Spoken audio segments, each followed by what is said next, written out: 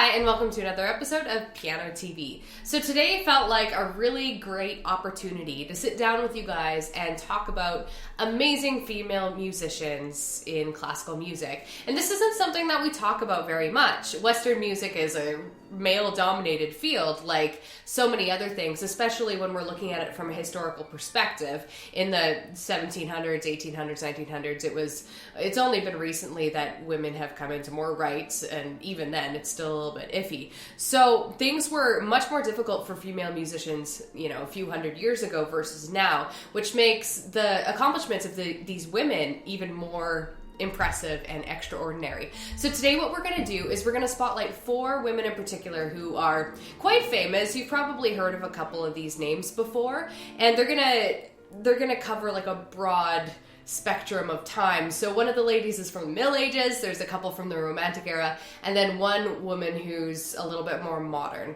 And we're going to talk about their life and their accomplishments, and we're going to listen to a little bit of their music as well. So let's get started. So for this list, I decided to go in historical order, which means the first lady we're going to be talking about is Hildegard von Bingen. And she was from the Middle Ages, born just around the turn of the 12th century. My favorite part about doing my RCM grade 10 exam was studying for the history, and she was definitely one of the coolest people that I studied. I mean, she was the 10th child, so because of that, her family actually gave her away to the church, because when you're Catholic, you're supposed to give a 10th of your earnings to the church.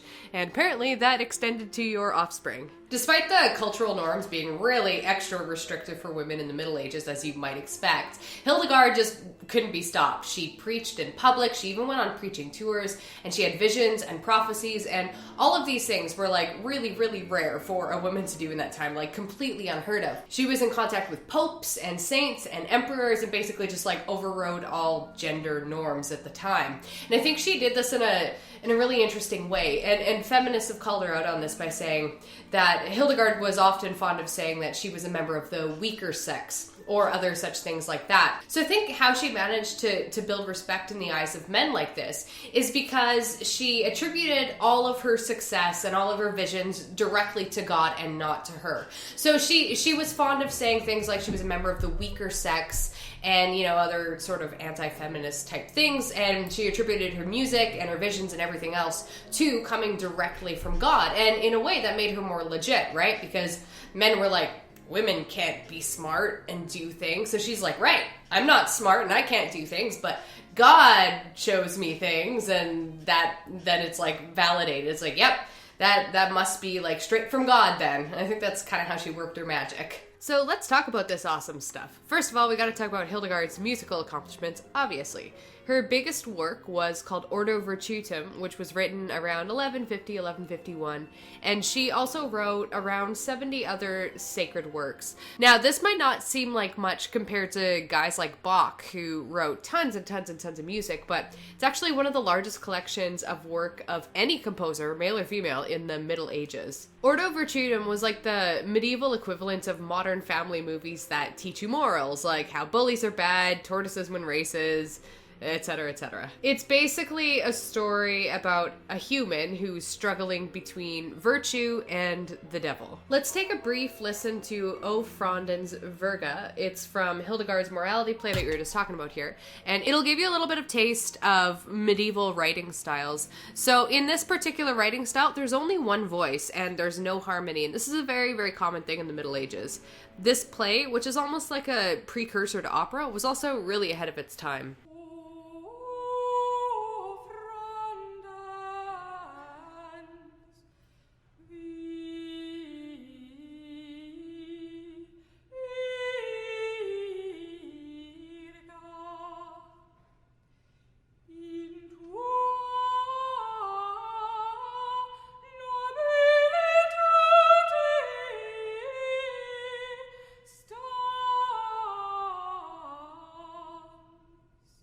Among Hildegard's other accomplishments were a couple of scientific texts about holistic and herbal healing, and she had like lots of practical experience and knowledge about these subjects just from her life as a nun, and she did some healing. She wrote theological texts about her visions. She invented an alphabet to, maybe form a stronger bond with her group of fellow nuns, and all kinds of crazy other things. There's lots and lots we could say about this really fascinating woman, but for now, let's leave her behind and move on to some women from the Romantic era. Most of us know the name Felix Mendelssohn and his really famous songs without words. Felix Mendelssohn is a Romantic era staple, basically. But Felix also had an older sister named Fanny, who was born in 1805, and she was just as, if not more so, musically gifted than Felix. Fanny was a born composer. She wrote over 460 pieces in her very short 42 years of life. And it was mainly because of her family's prominent standing in society that afforded her the privilege of music lessons from her mother. And her mother had been taught by descendant students of Bach. So Fanny and Felix were just sort of like, in a long line of Bach teachings. And because of this, she could play Bach really well, even at a young age. And she was praised as being really something special, and maybe even more high praise at the time was she plays like a man. Unfortunately for Fanny, like the other women on this list, she was really boxed in by society's viewpoint of women, especially her family. Like her dad thought it was like fun and cute that she played music and that she liked to compose, but he never really allowed her to pursue it as a serious thing. He was quoted as saying that Felix, her brother, could do it as a profession, but Fanny, for her, it could only be an ornament. Luckily, Fanny wasn't always under her dad's roof, and she married a guy named Wilhelm Hensel, and he was much more supportive. He not only allowed her to compose, but he was encouraging of it, and he supported her. So she was able to publish quite a bit of music, even though she never personally did more than one public performance. We're going to take a listen to a little bit of her piano trio, opus number 11. And just a note, if you're looking up Fanny's music to listen to later, you'll mainly find it under her married name, which is Fanny Hensel. This trio was written in 1846, which was right before her death, and it was actually published posthumously. It's super pretty, and it's really a shame that it isn't more well known.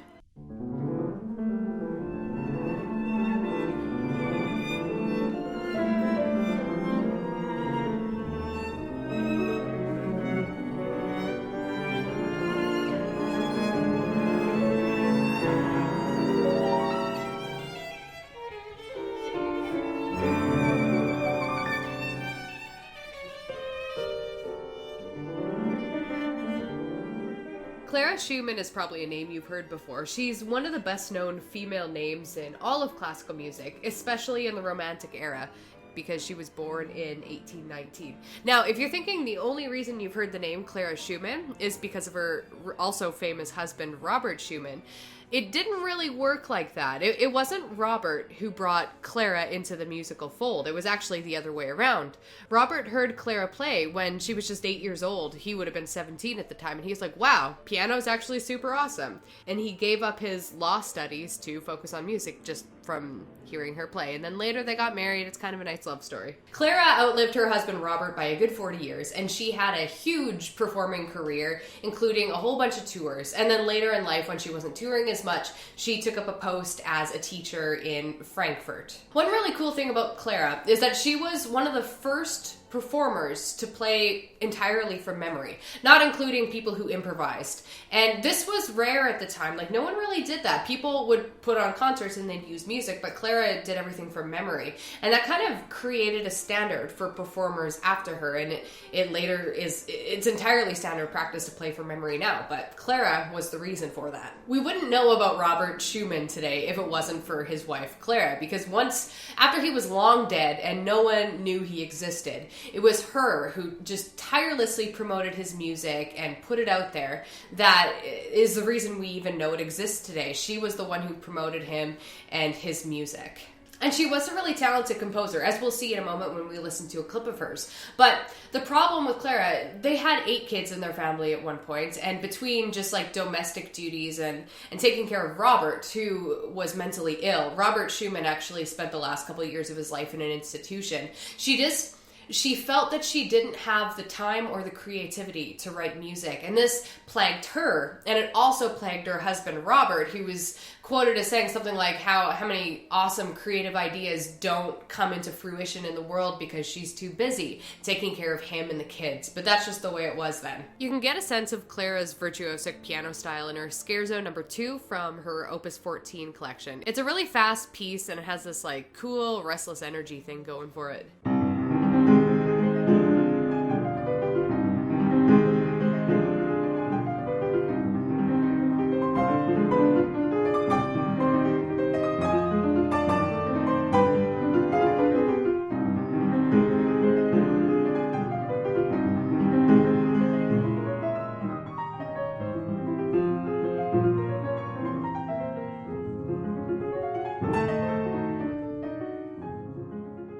Amy Beach is a well-known American composer from a more modern era. She was born in 1867 and had mainly a romantic style to her music. Until her later years, she started getting more of like a modern atonal bent. But anyway, she was basically a prodigy straight from birth.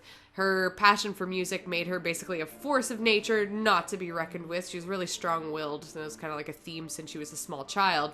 At age 4, she was already being a little bossy with music. She was composing, and even if she wasn't around a piano to compose, she was super determined and would just like write songs in her head. Like Fanny Mendelssohn, Amy Beach encountered stigma about being a performer as a woman, but she didn't let that stand in her way. Amy was giving public recitals as early as age 7, and she had rave reviews her whole life. She was a really well-respected performer. Her parents, they didn't really believe in putting her in a music conservatory. It just wasn't, I don't know, maybe it wasn't ladylike enough. So Amy only ever really had 1 year of formal training. Everything else that she learned, she taught herself. She studied Bach, she learned counterpoint, she learned harmony, and she even undertook a project to translate a French treatise on orchestration by Berlioz because it was such a crucial educational work. When Amy was married in 1885, she agreed to her husband's terms to become like a matron of society, which meant that she wasn't supposed to do a lot of public performing. She had to put her focus on composing instead and just limit the performances. And she wasn't allowed to teach because teaching piano is for peasants, I guess. But once her husband died, which was pretty young, Amy got to spend the rest of her life enjoying more freedoms, and she just kind of took charge of her own destiny. She played a lot of recitals, she traveled and she toured, and she continued to earn her reputation as the top female composer in America at the time. She taught, she coached, she wrote papers for journals and newspapers, she did public speaking. Like, this woman was a really driven, focused intellectual. One thing that Amy was also really fond of was empowering women to learn music, which wasn't something that people really focused on at the time, but she was a part of a few societies that were dedicated specifically to that cause, so power to you, sister. The piece I'd like to show you by Amy Beach is from her 4 sketches, Opus 15. The particular one we're going to be listening to is called Dreaming. It's hard to read there, but it says Dreaming.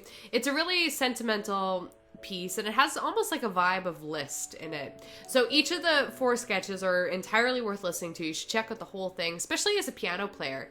Phantoms is a really good waltz, Autumn gives you kind of the feel of swirling leaves, and Fireflies is probably the most famous one. It's a study in really intense, fast playing.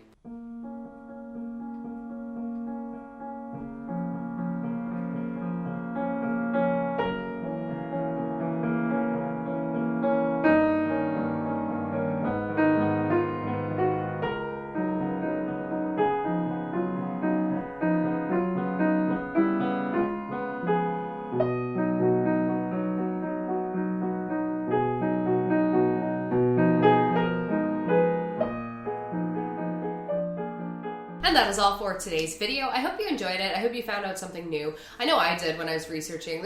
We could have talked about like dozens of really interesting women in music, but I just had to like narrow it down. I didn't want this to be like a 30-minute video. So yeah, hopefully you enjoyed that. Let me know if there's any more details you want. Like, I think in the future I'll definitely want to do a full history video on some of these, especially like Amy Beach. We could talk about for forever. There's so much, like, she wrote so much music. But anyway, I'm fangirling. I'm gonna sign out here. Thank you so much for watching. Give it a like if you enjoyed it, subscribe if you haven't already, and I'll catch you guys next time.